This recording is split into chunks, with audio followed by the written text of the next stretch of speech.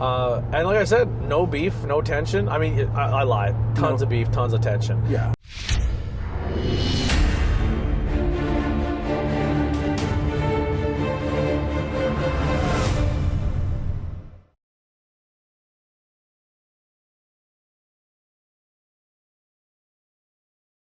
All right, we're gonna walk. I'm walking too fast for Alex. I got tiny legs and I'm fat as hell. we met earlier, Skeet, and then we just met Tom Savini and Edward Furlong from Terminator and Detroit Rock City. And I just told him I never watched all the Terminators before, so that's kind of embarrassing. But I told him he was great in it. He was awesome. I didn't like the Crow remake, but I wasn't going to tell him that. I may have said something offensive when I met Edward Furlong. Yeah. I won't repeat it online. Yeah, and then, Tom Savini, got to meet him, so that was kind of cool. But we're through the hall now, but we'll be right back in a little bit. Bye. Yo, welcome to the first Killa-Watt and Friends podcast with me, the Killa-Watt, and my friend, ABJ. Everybody loves ABJ. So basically, this podcast is usually accompanied more by vlogs and blogs of just whatever the heck I'm into. This is the first time on air on this series with my friend ABJ. So today it's all about how did we become friends? How did we meet? The mountains and valleys of our journey together and how we got to where we are today.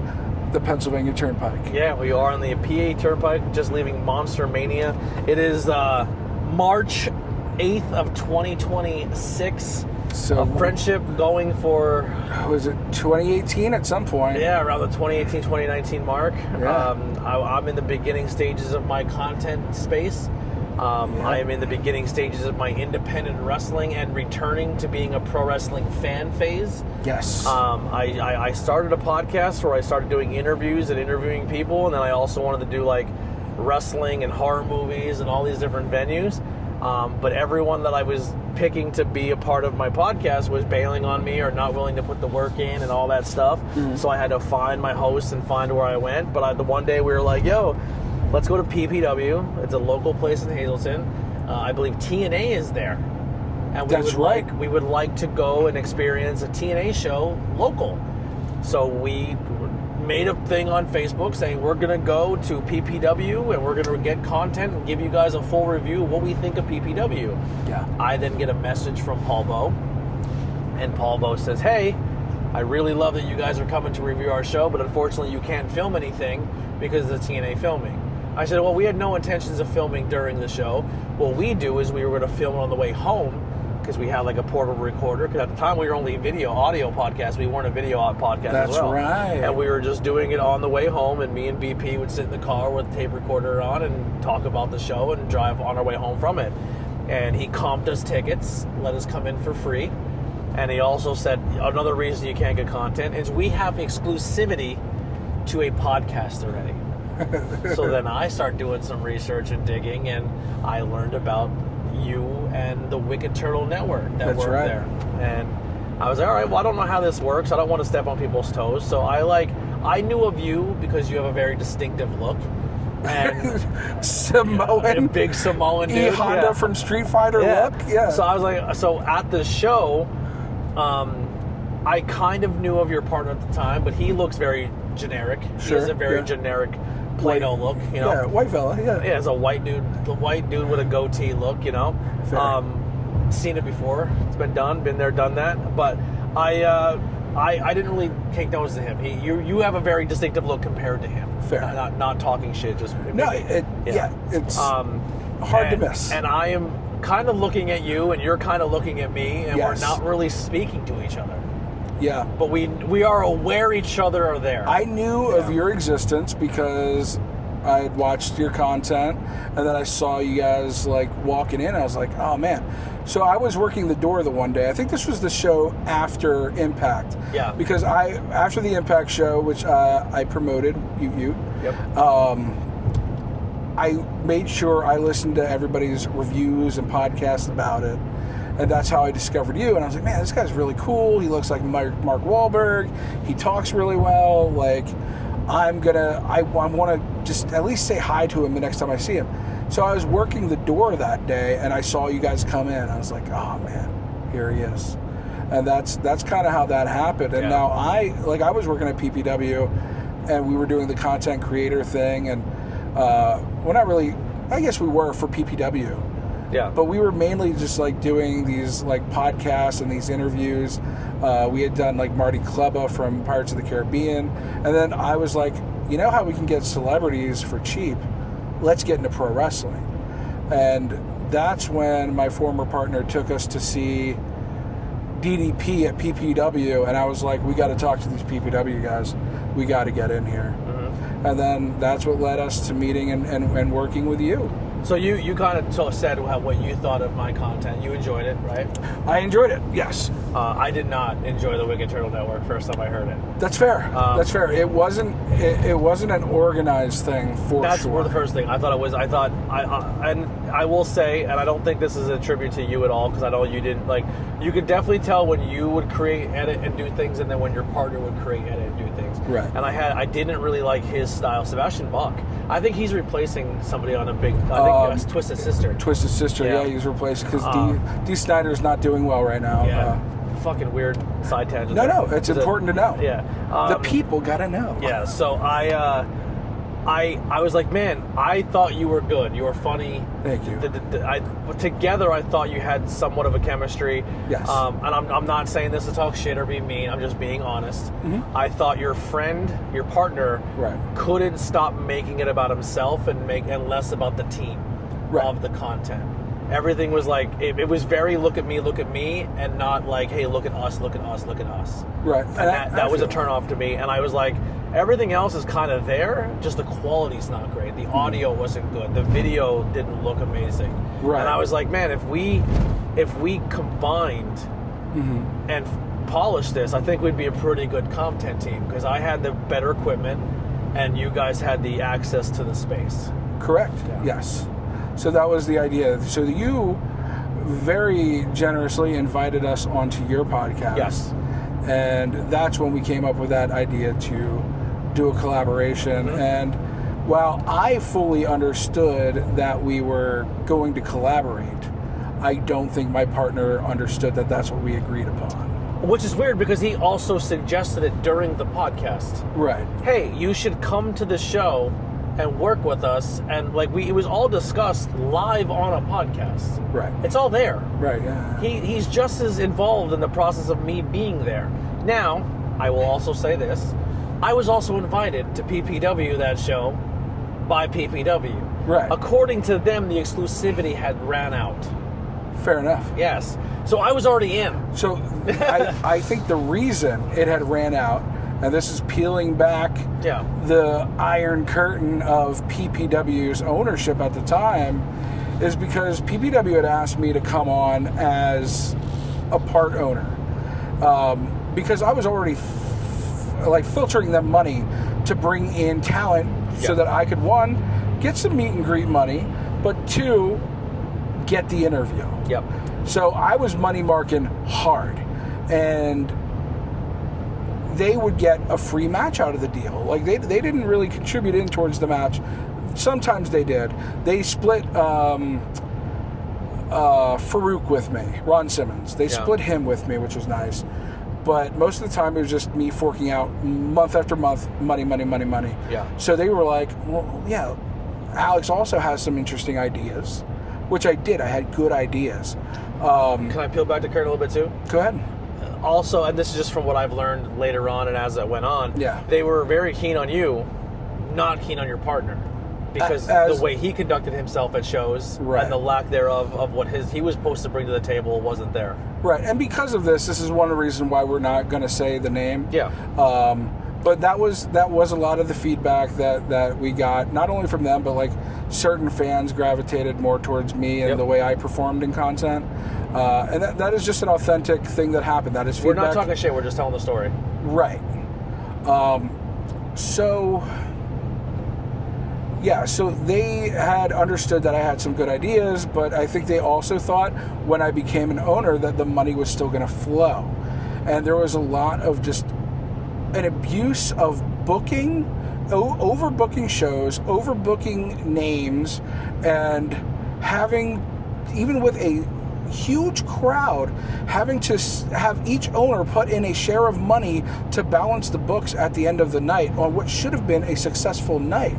So my thing was, okay, well, when we book this next show, how about we cut this person, do this, book less multi-man matches, and then our budget will be sound and we can take money home rather than put money in.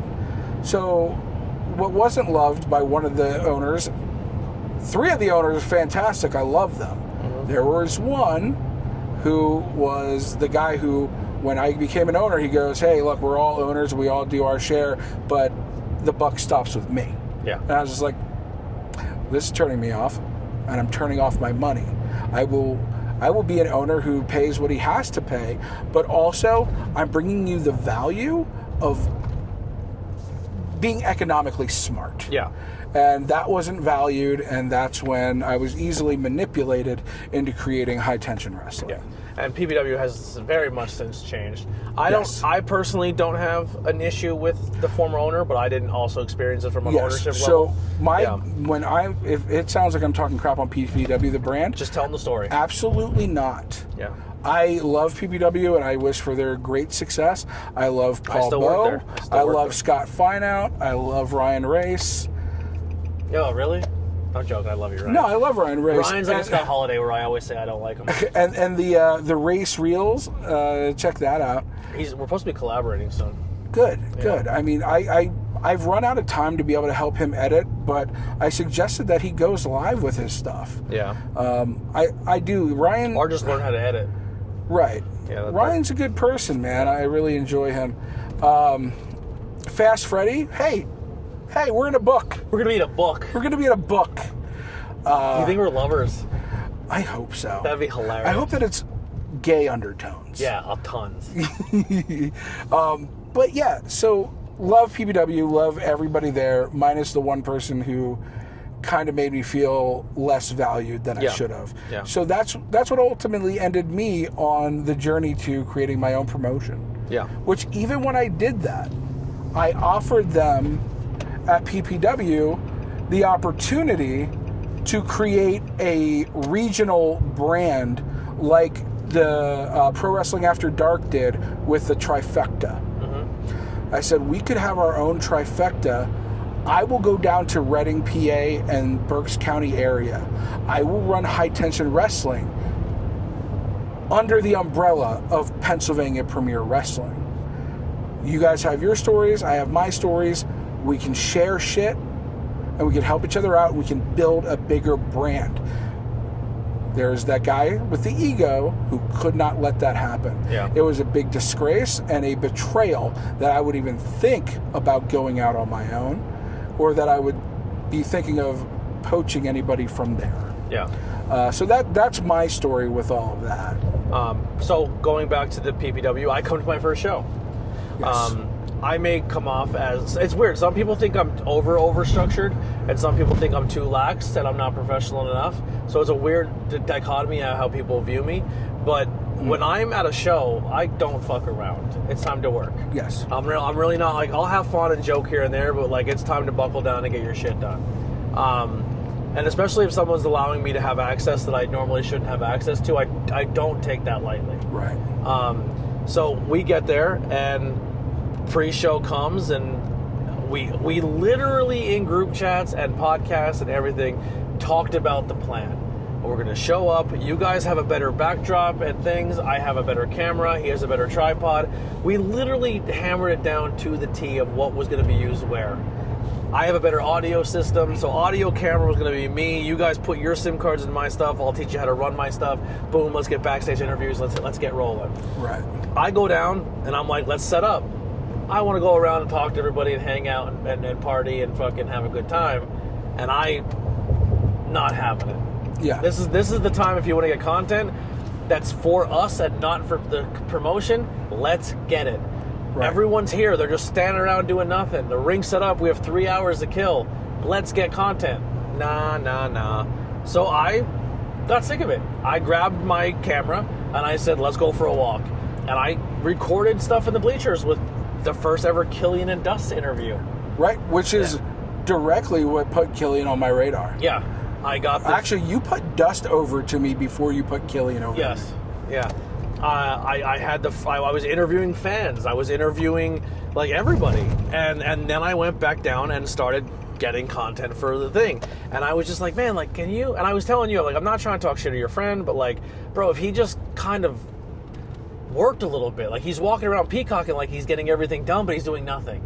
He's working harder to not work. Like, and it was frustrating me. I didn't hate the guy. We don't have the same work ethic. Right. And then I think it was like 2 or 3 shows. I think we did like 2 shows together.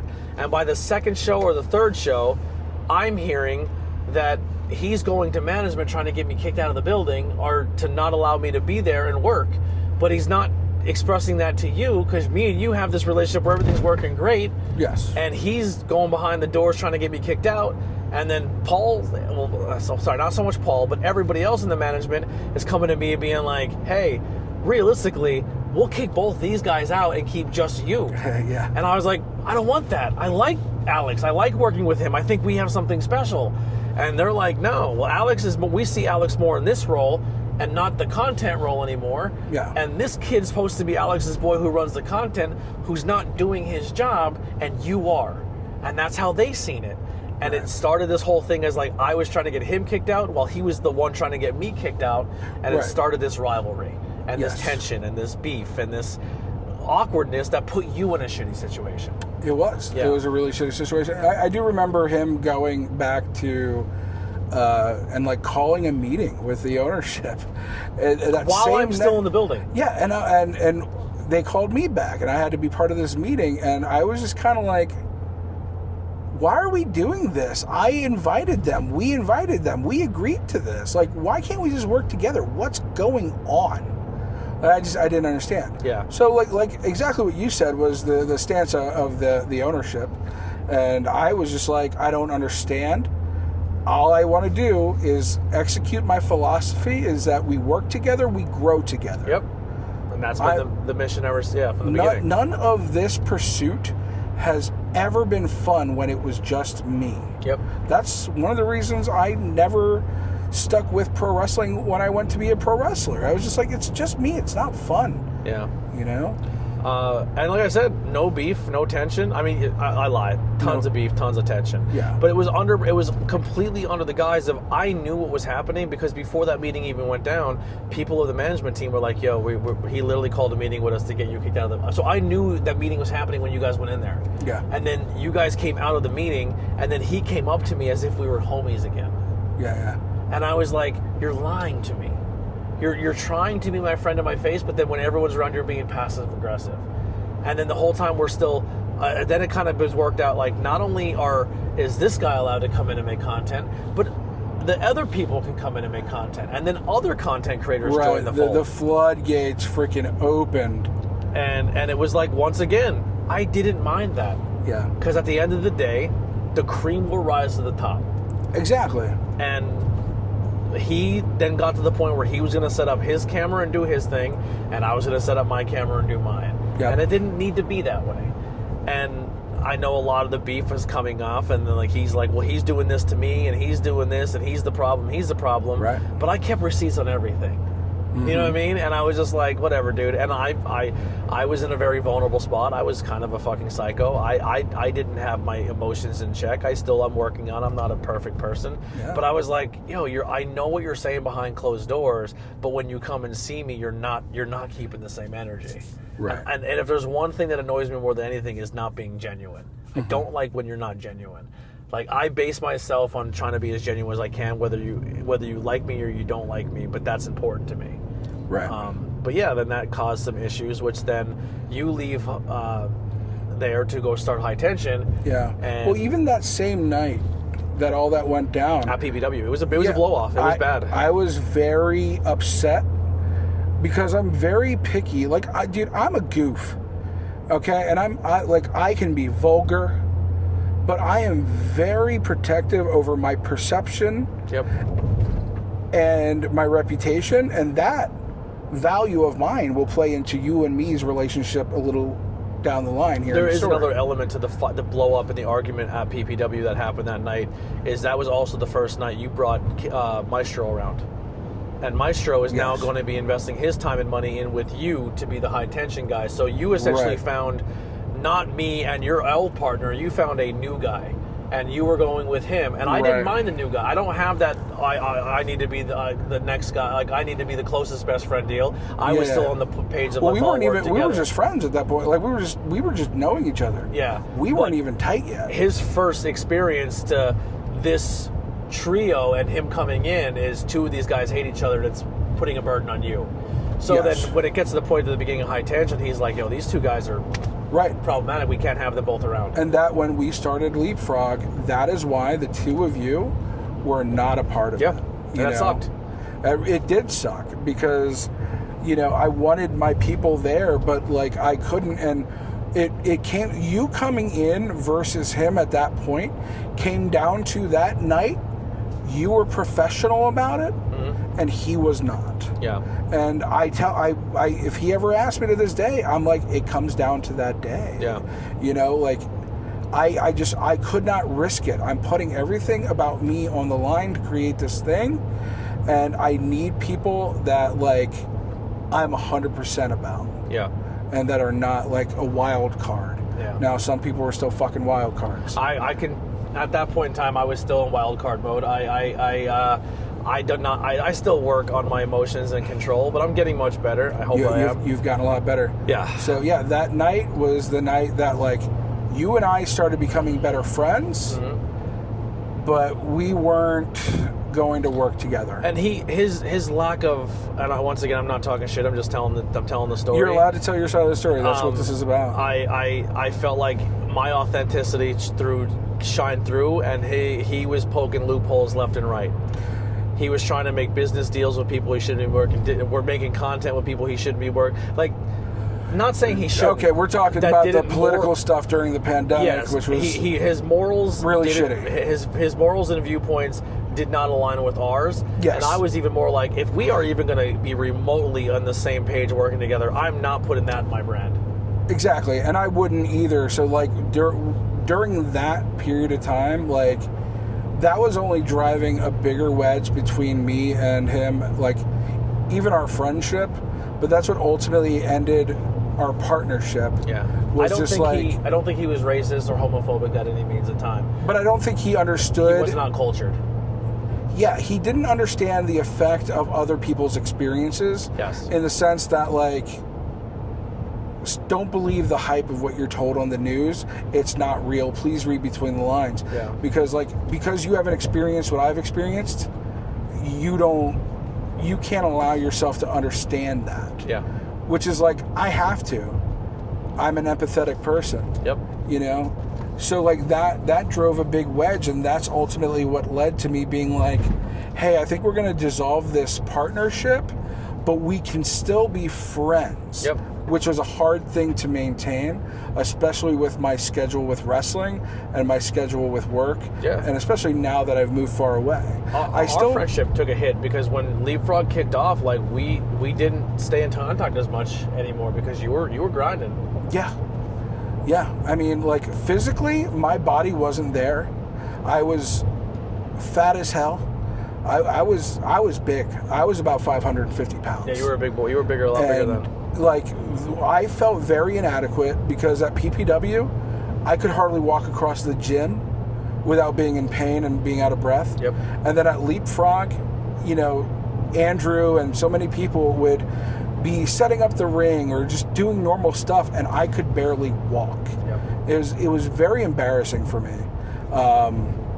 Luckily, throughout the pandemic, I lost over 100 pounds, and things have gotten better. Yeah.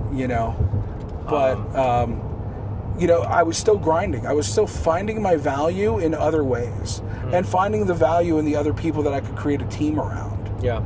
And I don't think I didn't, at least from my standpoint, I didn't stop my grinding and thing. It didn't deter me. I kept moving and going forward and growing and doing what I had to do. Yes. And then I watched the Valentine's Day episode. I watched Leapfrog. And that's when I was like, man, you need to stop doing the whole bit where you're like, your work ethic's going to get you opportunities and people are going to randomly call you and you're going to get the magic. I love you so much, boy. I would love to work with you and partner with you and do those calls are never going to happen. You have to show also interest on your side to say, this is what I want, and ask the questions. And even if you get told no, it's better you tried. And that's exactly what I did. I reached out and I said, hey man, I would love to be a part of Camp Leapfrog. I know that this is the stigma. I know this is going down. Right. But man, your ask was simply, I just want to see it. Yeah. I just want to be it looks there. like so much fun. You're showcasing new wrestlers that I think are so much fun and be around. I'm not going to come in. I'm not going to shove that I'm a podcaster down people's face. They won't even know I'm a content creator. I just want to come and be a part of it in any way I possibly can. And then you're like, yeah, here our next taping. Yeah. Well, let me ask some questions. It got approved, and I had to go through my vaccination status. I had to get all that taken care of. It was a real production. Yeah. For a actual streaming service that we were pretty prominently featured on at that time. We were doing really well. You had to take a test, and then you had to take another test 24 hours before showing up. Yeah. And quarantine in those 24 hours, so you didn't bring any opportunity. There was no possibility that everybody there was going to be clean. Because we had a huge roster and a huge production team. And we had some people with immune deficiencies that could not risk getting COVID. Exactly. And I remember showed up, and it was a dual taping that weekend. So we started getting into taping the entire weekend, one live show and one taped to live. Yeah. Well, Heavyweights was taped to live. It was, but some of the ones before that were a one-camera live situation that was not great. Yeah, that was Heavyweights. And then we went back and re-edited Heavyweights with the roving cam footage later. Right. But, so we did Frog Sport first. Yes. Frog Sport was technically my first Camp Leapfrog show. Which is crazy because it aired after Heavyweights. That and it being your first, and the fact that you didn't have any qualms with jumping in with ideas and suggestions that greatly benefited the entire production. So I showed up and they were like, all right, so we want to do commentary with Phil and somebody else, but Phil Saber Dorado, but they're not here today for this, so we're gonna do. Or no, I forget what it got. No, they were. You were doing. Was it Camper's Choice with Edith and Sam? You're right. It was Camper's Choice first. So we have commentary that we're gonna have them do post production for us, and all this. And I was like, you don't have to do post production commentary. And they're like, what do you mean? And I literally brought you, Maestro, and Levin over to your trunk. To my trunk. I opened my trunk and just started opening up bags, and it's filled with cameras and mixing boards and microphones and cables. And I was like, man, if you did this, and this, and we could even mic the ring up so that comes through, and all of our cameras have clean audio, and then that with the editing system, and that was the birth of it. I brought value. I would like to think the second I walked into Leapfrog, the audio and video quality went up. Yeah, and you single-handedly got us to buy our own production equipment. Which I went and researched from other shows. I was at that point in time, too. I wasn't just sitting around waiting for wrestling. Like, I was getting opportunities to work still for here and there, and I was doing all this other stuff. Yeah. So I am a research fiend when it comes to content. And I helped, like, hey, this camera will be good, this camera will be good. But then even much later down the road, as I went and worked other shows, and I seen how people were doing live to edit software. Yeah. And I brought that to the table for you guys as well. That was much later. But then we filmed that in Heavyweights. And then Heavyweights, literally that was my introduction where I had to film it, get it all right, and it had to be ready and processed and rendered for 8 o'clock at night for it to go live on IWTV. How crazy is that? And everything that you could possibly want to do did not work. And then we were able to bypass it and get it to go through StreamYard. Yep, I remember that. And we all watched. That was so crazy. Is we all sat and watched what we hoped was a good clean cut, because we didn't have time to go back and edit it and do it. We did it all through OBS Streamlabs. Yep. And it was all recorded because that file was so small and it decoded and it was all ready that every single aspect of that show had to be perfect, like a live stream. Yes. If the audio cut out or this went bad, and I did not think the audio was going to sound good. Remember that? Right, but it did. Where through the headphones, it sounded terrible. But when we recorded a sample and then played it back, it sounded good. But the reverb back to us, the whole thing was so bad I just took my headphones off and just hoped to God it was good. And it was perfect. But there was a part of the show where they took a suicide dive out and almost took out our production. Yes, I remember that. Our production was set up with a cable that wasn't long enough to reach the camera to the laptop. The D&D books. So we stacked cinder blocks and D&D books, but it was so razor paper thin marginal for error that if it bumped a hair, the camera would turn off and we lost everything. And literally so many things could have went wrong in that production, but somehow it all went through. It went through perfect, and I feel like that's when I was added to the production team of Camp Leapfrog. Immediately. Yeah. Immediately. Yeah. I mean, you saved that day. Chris Levin was sold, and that's all you needed. Yeah, and then I was off and running for the rest of Camp Leapfrog. I was so happy, man, because I was like, we're gonna let him come and like be a part of it, maybe help out with something, and then you just became a part of it, and I was like, man, more friends. You know, like, because like that was the thing about Camp Leapfrog. Because eventually, when it all went away, the biggest loss for me was I don't get to play with my friends anymore. Yeah. And for me, that goes all the way back to high school, because I didn't find what I loved until I was in 11th grade, when I followed a girl I had a crush on to work stage crew for a show, a high school production of Noises Off. And I fell in love with theater, not so much the girl. And so, like, I did theater hardcore up until I graduated. And then I had such separation, like, depression of not having my friends anymore, not getting to play with my friends and do this thing. And I experienced that all over again with Leapfrog. And then through High Tension, trying to hold it onto that. And that, I mean, I'm fast forwarding a little bit, but like the experience I had with High Tension and the rises and the pitfalls of those shows, it really let me know who my friends were, who I could trust, and it really put into perspective of, I need to do this for me and stop trying to keep this community together. Yeah. Because if they don't want to be here, they don't want to be here. Why am I trying to keep them together? Yeah. You know?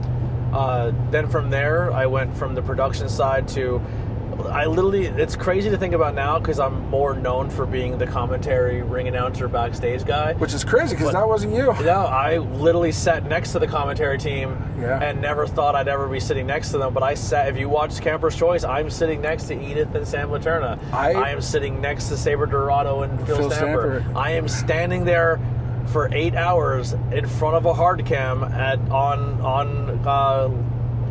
Frog Sport. Dude, I remember trying to get you to do commentary and being like, you should do this, and you're like, no. You know and why? Then somebody else said it, and you're like, okay. I was like, bitch. So you know why? Here's exactly the reason why. And this is no disrespect to anyone, right? Yeah. But I feel like I seen other places, and this was no shot to PPW, but I felt like PPW had really good people, but they were like, when you looked at the grand landscape of independent wrestling scene and things that were going on, right? PPW was good for its region, but it wasn't like, there was people at Camp Leapfrog that are being talked about in magazines and on bigger scale levels because of their chikar and where they came from and what they were accomplishing and what they were doing outside of it. So being at Camp Leapfrog and then you saying, hey, go commentate a match or go and be involved and do more, I'm like, yo, this is as close as I'm going to be to television wrestling and people who are at that next level and that people are aware of. I'm not ready. That's not a place for me to come in as a rookie and fucking step in a commentator. You had Dombrowski there. You had Blake there. You had all these really talented, Phil Stamper. You had all these minds of the business who are in those roles, and you just want me to step. I don't deserve that. But so the beauty of that was we started to treat our commentary like a camp where everybody gets to play. Yep. Like you had Ryan Nova or Ryan Stingle on commentary with Cheeseburger. You had Dustin Killian on commentary. You had Pizza Dan and the kayfabe owner of Camp Leapfrog. Yeah, he was funny as fuck. On commentary for matches. Who did the British voice? No, so he's a Russian guy. His Instagram is Dim Van Dam, Dim Polo, Dmitry Polovinkin is his name. Loved him. So he did. He grew up in Russia, did like high school and like university in England, moved back to Russia. So he was our Russian commentator. He was engaging with our stuff across the seas, and then we saw that he was doing dubbed over commentary for some like hardcore Russian deathmatch stuff. And yeah, he was down. You know what my joke is now? There's only one other thing I want to do for commentary. Yeah. I want to commentate custom matches. No thanks. I want to be. CFU's not around anymore. No, I'm just kidding. That's a joke. Yeah, I want to be the custom commentary guy. Hell yeah. Nobody will ever watch it, but it'd be really funny to do it. Like, and they're tickling feet. Listen, I could probably make that happen. I know, which is hilarious.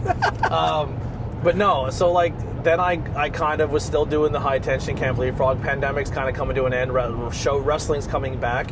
Yeah. And then I get invited to Sanctuary, and also at the same time PPW. Yeah, which is, if you know their history, that's a weird combo to get invited to. And which is the wild thing is they were both well aware that I was members of each other's roster, and I was like the only human being on the planet who was allowed to do that. Right. And I didn't realize how significant that is, and will become later on down the story, because I went from being the only guy who was allowed to do commentary at Sanctuary and PPW, which were absolute blood rivals, to then getting my podcast partner on my commentary team at the Sanctuary, getting him a role at Sanctuary. Then he becomes the booker at PPW and gets to the point where a Sanctuary world champion is wrestling the main event of PPW show. Yeah. What? Yeah. That doesn't happen. It doesn't. And it definitely wouldn't have when I was around. Yeah, and I'm proud of that. I'm proud of myself. I'm proud of BP. I'm proud of Hawthorne. I love Hawthorne so much. Precious, who is a born and bred Sanctuary kid, gets a send-off of send-offs at PPW. That upset me so much, because when I have the vision of bringing HTW back, Precious was going to be such a huge part of it. Yeah. He still can be. We did the Warp Tour show in Scranton, and that's when I got to see Precious, like his funny side. We were like in the locker room, me, him, and Tommy Vex, and we just did some homoerotic jokes with each other, and it was just so much fun. I was like, dude, this Precious guy is so wholesome. And I've known him since he's 15 years old. How about it, man? I've been friends with him, but even before we were both into wrestling. But sitting in his living room watching wrestling, I was hanging out with his dad. I'm friends with his dad. That's wild. And then he was like, I like wrestling too. So we used to sit and watch wrestling together for years. Nice. And then here we are. But yeah, so then I started doing Sanctuary and PPW, learned so much from those places. And then around that time, you're going to be kicking off Camp Leapfrog has then come and gone. Well, yeah, so even in that interim around the Camp Leapfrog ending era, I was invited, as well as the Maestro, to Sanctuary to do these little like collaborative guest spots, which were fun. Yep. To me, at that time, we were doing Camp Leapfrog, Sanctuary was doing their thing, which was exactly what I wanted to be doing in pro wrestling. Yep. It kind of devolved over time, but they were doing exactly what I still want to do, which is to have my own place and play with my freaking toys. Yeah. You know, so we got to create these fun skits. And then we even collaborated with the Sanctuary a bit to make our own movie, which I'm thinking of putting back on YouTube, to be honest with you. Yeah? Yeah, I'm over it, you know. I created something, you know what I mean? I'm proud of what we created that day, too. That's it. Like, I see the picture of me and you sitting at the table, and I'm just like, it was still fucking fun, and we still did it. Yep. And we're still going to make pro wrestling movies. I don't care. Like, that's next step for me. Yeah. So that's going to come back out. But that was also for how much fun it was also becoming the beginning of the end for us again. Yes.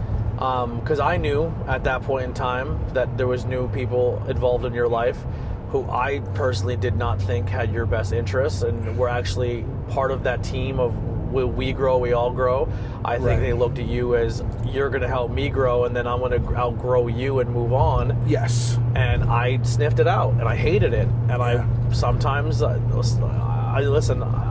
love to say that I'd love to get to a point where I just keep my mouth shut and let things happen. But if I genuinely care about somebody, I can't. Which I appreciate. My problem at the time, and still probably now, is not so much that I'm naive. My delivery sucks too. I'm very blunt. Yeah, you were very like, this is how it is. But I'm just like, I can't. Wrong, though. You were not wrong. I can't believe that the people that I've chosen to care about are these bad people, especially if they're really good at hiding it from me. Yeah. And I'm like, man, we're doing so much together. I have feelings for this person because they're really good at lying to me and using me. That I thought this was my ride or die friend. Which was the funniest part about the movie, is I pitched a skit that showcased exactly that, and it was accepted. Well, that was your bit. My bit. That bit that which I was pitched, a shoot on what actually happened. It was 100% shoot on what was happening that day. Yeah. Where, hey, how about I walk in and you're literally giving lip service to another content creator that I know you're telling him that I don't like him, which wasn't the case. I just said I don't think he doesn't have the vision of being here long. This is a stepping stone for him. Yeah. No beef to him, no beef to any of that, but I was locked into the scene and he wanted to just be a passer through. Right.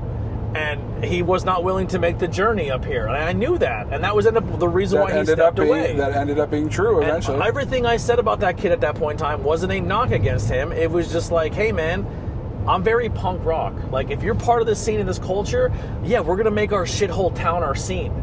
But if you're not from our shithole town, you're going to come in and not see the same luster of this shithole town that we see, and you're going to come in once or twice and you're going to leave. Yeah. So let's get more people who see the value in our shithole town.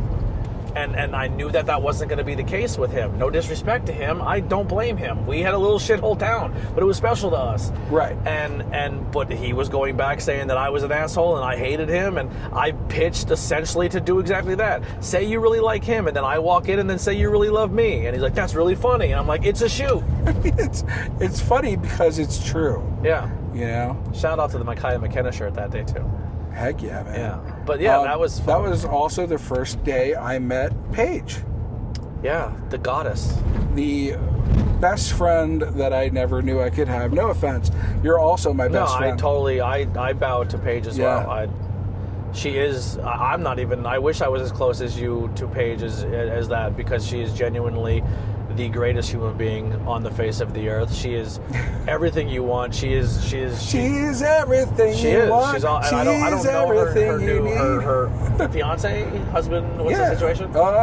Baby daddy. Baby daddy, that's messed up. Boyfriend. They parent a child together. Yeah. They live together. They have a beautiful family. They do. And I want to tell you right now, if you watch this, you have the greatest female on this planet. No disrespect to my current female. You hear that, Chris? I love you too. But if 6 months from this, when this airs, my current female, joking. But Paige is amazing. She's a great human being. Everyone loves her, and not even on we're trying to take, because when you're locked, boy. She loves you, and when she loves someone at that level, you're locked in. But she's amazing. She's the greatest human being ever. She's funny. She's everything you need, everything you'd want, and love her to death. Everything inside of you that you wish you could be. She's awesome. She's amazing. 100%. Enough about how great Paige is, though. It's back to our drama. So, we made that movie. We had a good time doing it. Fun fact, Trajan made a great call that day for Paige. Yes. Please, whatever you guys do, leave Paige alone. She's one of the good ones. Don't fuck it up by being weird. That's exactly what Trajan said that day. 100%. Sure did, and guess what? That wasn't applied. Everyone got weird. I will say that that skit that Paige got to be in during that movie was pretty cool. So that was fun. Where she's taking photographs. I don't do promo photos and ringside photos. Yeah. Right? Yeah. That was also a shoot. It's fantastic. That was a shoot thing she hates doing. Hey, for the same pay, can you do 2 jobs? So yeah, we did that, and then so it was a lot of, you know, us being at that sanctuary, us doing that movie, and you continually like, I mean, you were going through a bad period of time, and so when you were telling me these things, I was registering it as he's really heated, like he's going through a lot, like he seems bitter, and I don't know if he's projecting, because I wasn't seeing what you were seeing. Yeah. You know, so like I was trying to keep the peace. Yeah. Because I just thought maybe you were going through something. But you just saw things that I didn't see that eventually I found out, and I was just like, oh crap, I've been manipulated. Like the fact that High Tension was created was an idea that was implanted on me by that person. I was the first announced person for High Tension. Yeah. Yeah, the first graphic that ever went out was myself, Andy, and BP as your pre-show team. Yeah, 100%.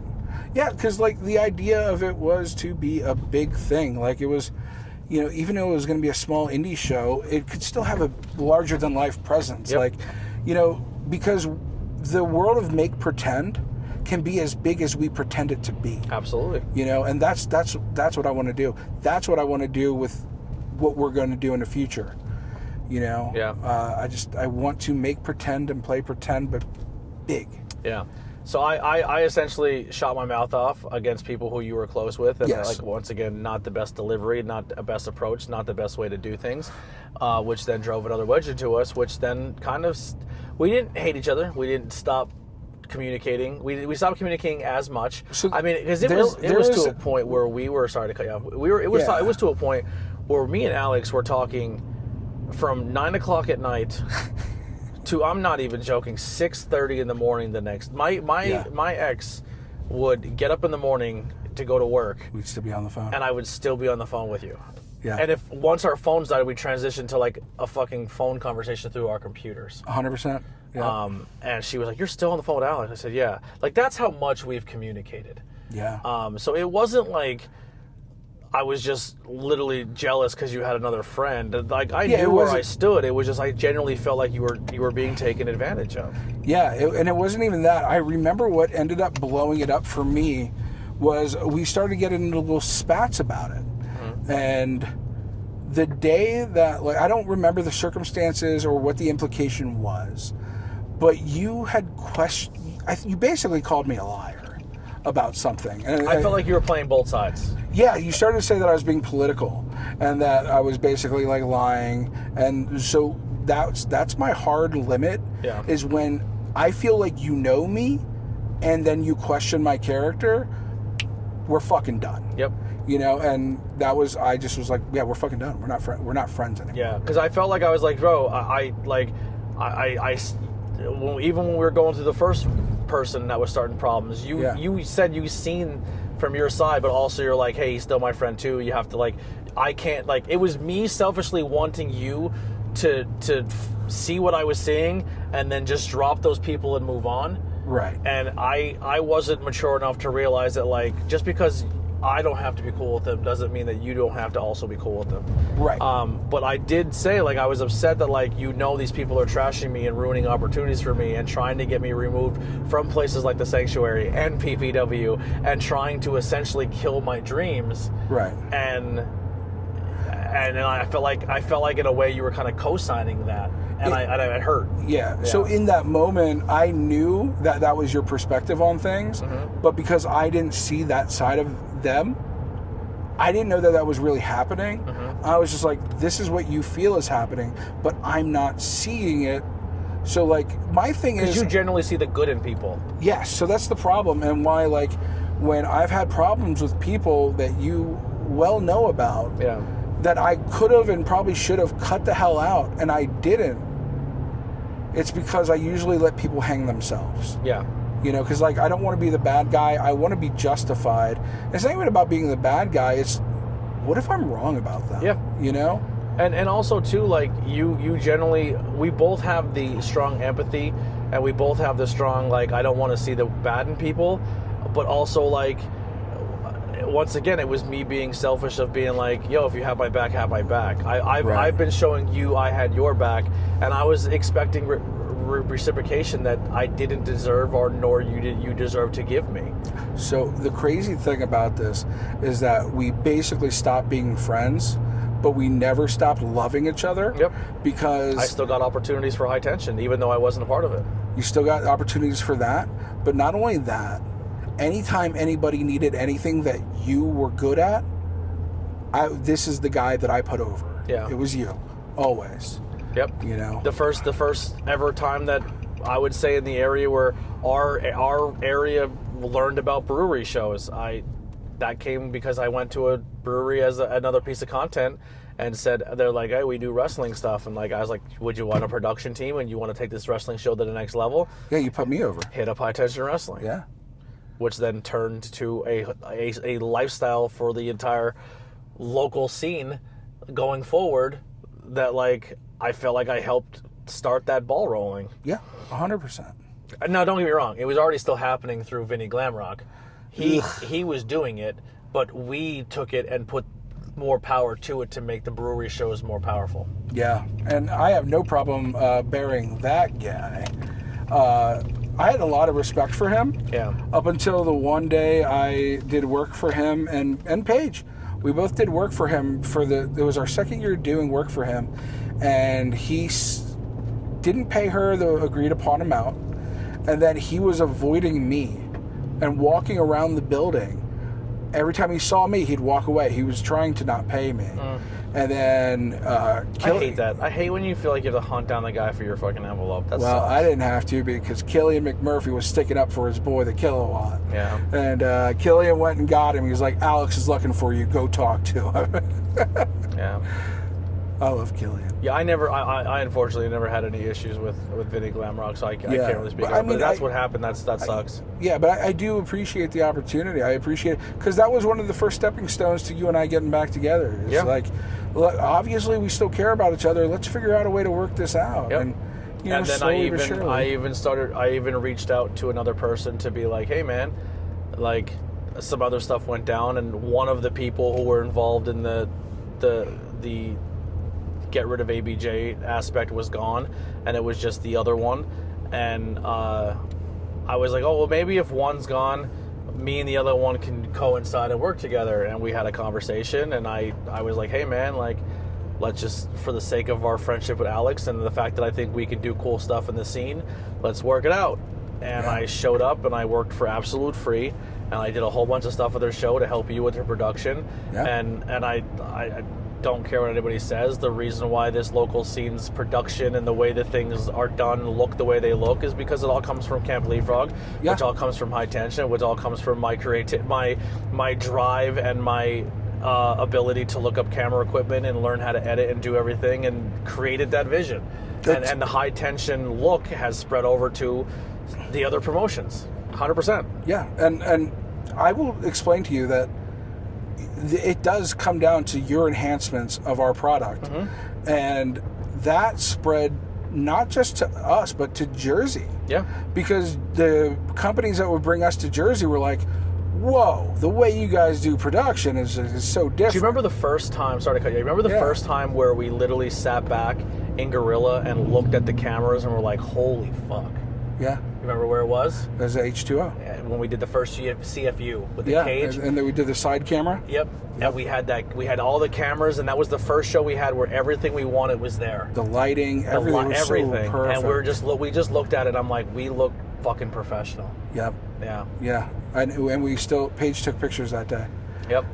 The behind the scenes photos, I cherish them. Yeah. I look like a fat goof, but I loved it. Yeah.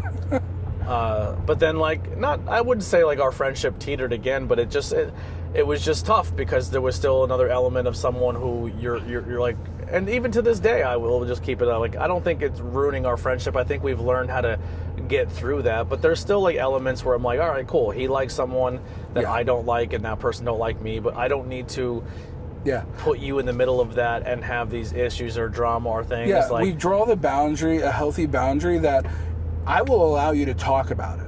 Yeah. but I won't feed into it negative. Absolutely. You know what I mean? Yeah. And I'm not even at the point too where I'm just like I'll be kind of like, oh, fuck that guy.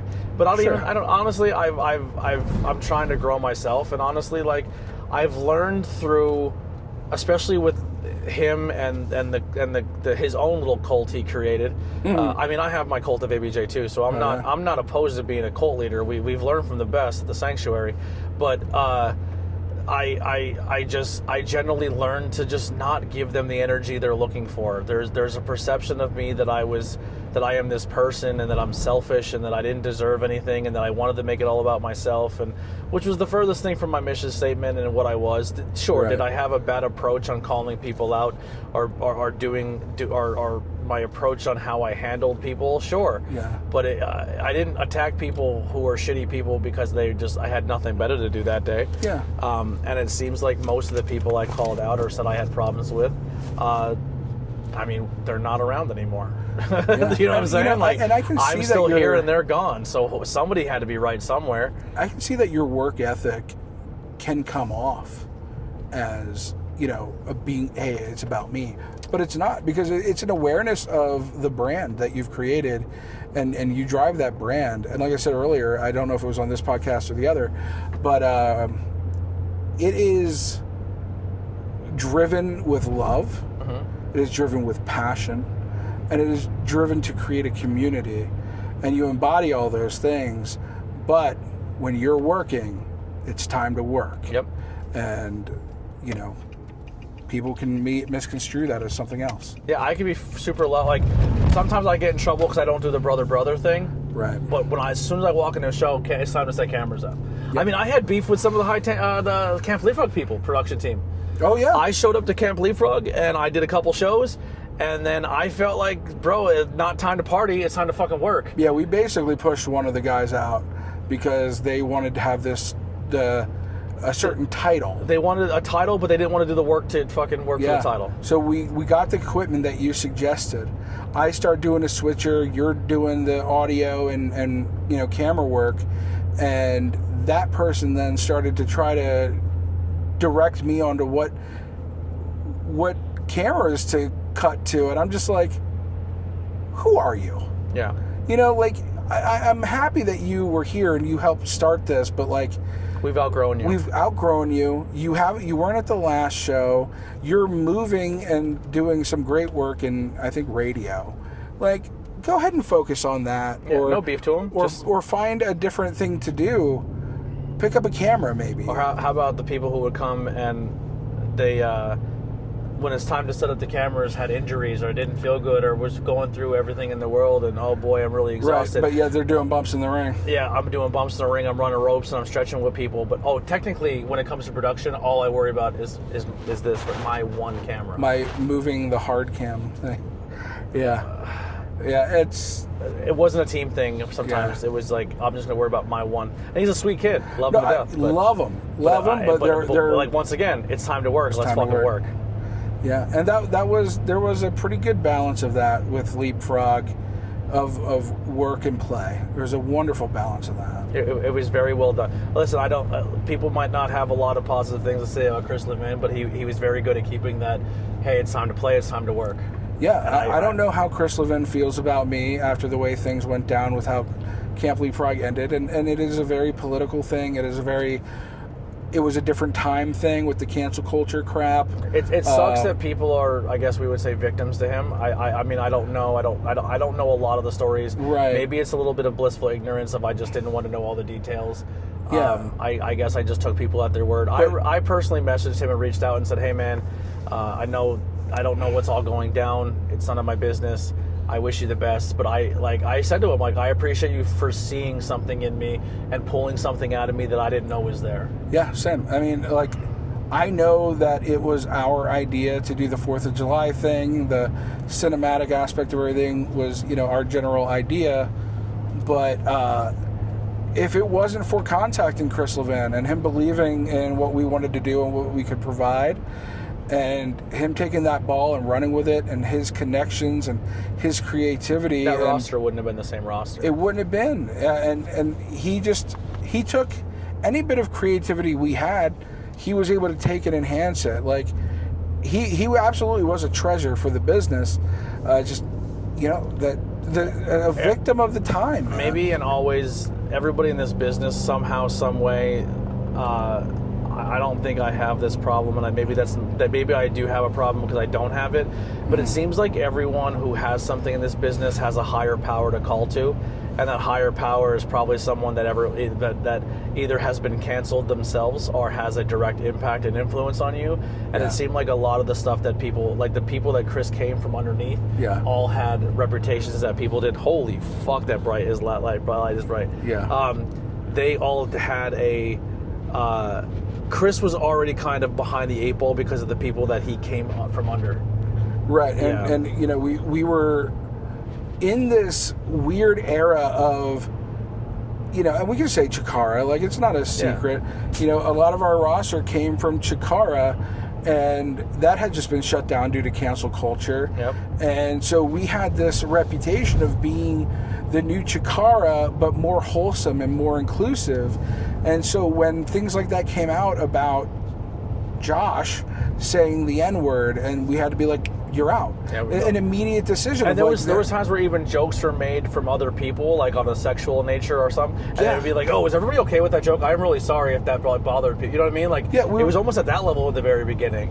Right. And that also turned people off, like the people that's no longer with us. Yeah. But like, oh, I hate this place because they're so PC.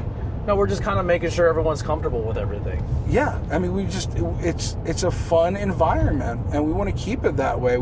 It's led with love, and love comes with consideration. It was a fun locker room to be in, where everything wasn't sexualized, everything wasn't like talking or being negative. It was essentially like, it was almost like a convention. Like, we would get together and like, you would sit down with Shay and be like, what horror movie did you watch this weekend? Or like, you talk sports with Weber. You pull Killian aside, you talk video games. Like, it was kind of like everyone had their thing that they were into, and everyone had their little corner. When they weren't wrestling, they were talking about everything and they were passionate about besides professional wrestling. Killian with, what is a Family Guy? Yeah. Here's why you should watch the Ernest movies. That's my best Killian. That's probably not great. Love it. Yeah, but yeah, it was special. But so I guess that's kind of where we're at right now. Where, I mean, High Tension's. Well, I mean, High Tension came around. We got back together, and we've been working on the friendship, and we can't always see each other, but we support each other, and we're working on that. And I'm trying to come out to your shows. I love what you've been able to do. I love what you're building and with who you're building it with. Which, like, a part of me, like, I still have that toxic mind state of the pro wrestling landscape of being like, should I just, like, sit and wait for High Tension? And I was like, I can't. I have to stay fresh. I have to stay sharp. Well, and it's just like, and I found my own High Tension in a way of, like, how much they love and respect me. And this, like, it feels like they're an embodiment of you. Like, the way Tyler treats me, the way Draven treats me is very in the way, like, they see the value in me. They see that I am, not perfect, but they can help polish me, or they can do certain things and include me. And it was, I haven't had that feeling in pro wrestling since High Tension, since you. And I love that, and I see that. And also, I will say, I know Weber has the best hugs, but Draven's a close second. He's a good hugger, very good hugger. Yeah. Big fan, and I'm happy to see you growing there. I'm happy that that's who you're doing it with, and I'm happy that, like, your influence shows. And I hope that when I get a better schedule for work, that I can be a part of that and utilize my skills and ideas and the stuff that we're now secretly working on. I mean, I can talk about shows. the one. I have I have an ABJ social media championship coming, which is, I will say, 100% inspired by Camp Leapfrog. I want to have a belt that is going to be showcased on my YouTube channel and all of my social medias, where it's going to be a cinematic story, and it's going to have, like, seasons, if you will. And maybe the seasons will change with the seasons. I'm very pagan. So it's very reminiscent of the vibe of Leapfrog and the Most Hunted Championship, which was a fanny pack. Which was a fanny pack. This belt will be fucking gorgeous. I will tell you that right now. It is this belt, for how campy and corny and silly and you should not take it seriously, but take it seriously. Yeah. It's going to rival any company's world championship because it should. But the social media championship will be there, and it's going to be matches that you will see live and in person in front of live crowds with really talented people. But also, it's going to be a weekly or bi-weekly cinematic storytelling saga on my YouTube channel where you never know who or what the champion is getting into and who's coming after them, who may win it from week to week, where when the match is happening in the ring, it is a regular scheduled wrestling match for a championship. But once the competitors are done, it now turns into a 24/7 title. Wow. Yes. Where the 24/7-ness will carry on to weekly episodes of wrestling. So it's right here. Yeah, I'm just going to turn around. We'll just keep talking. So yeah, it will be a cinematic thing that'll happen each week or bi-weekly, depending on how often the championship sends me footage. And that's why I'm trying to be picky on who I make my champions. So there is definitely criterias and things that you have to do to be eligible for the championship. Right. This is my first time putting this out there. You have to have a social media presence. You can't be someone who, like, I can't even find you on a platform and tag you. Oh, wait. Yep. I don't know what's happening. It was the sunlight. You know what I mean? It was. That's why I was getting nervous. It's a red light. He shouldn't be in too much of a hurry. I thought we were in a car accident. So one way to end a podcast? Yeah, boom. All right, we'll see you next week. But no, yeah, so I said you have to have a social media presence. I need your brand to grow with my brand, and I'm tired of the days of bringing in people or content creators, especially content creators, where I feel like for how little I have, I'm so sick of being the A side, and everybody wants to just take what I've already created and have it for themselves and not seem like they work or put their own vibe into it. That annoys the piss out of me. I'm not doing that no more. So you have to work on your social media brand. You have to be willing to put that work in. I will edit all the matches and footage and everything like that. If you defend your title at other places, talk to the promoter about sending me the footage so I can use it, or collaborate with me. Yeah.